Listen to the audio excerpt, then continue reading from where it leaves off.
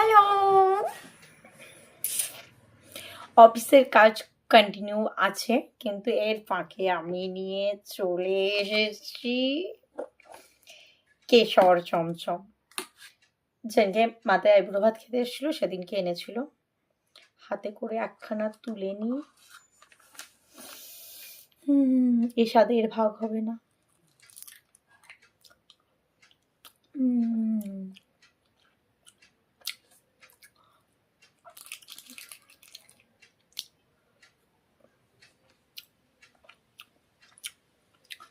আহা,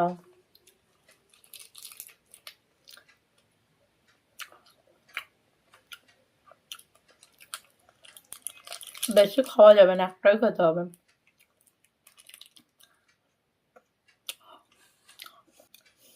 অসাম খেতে।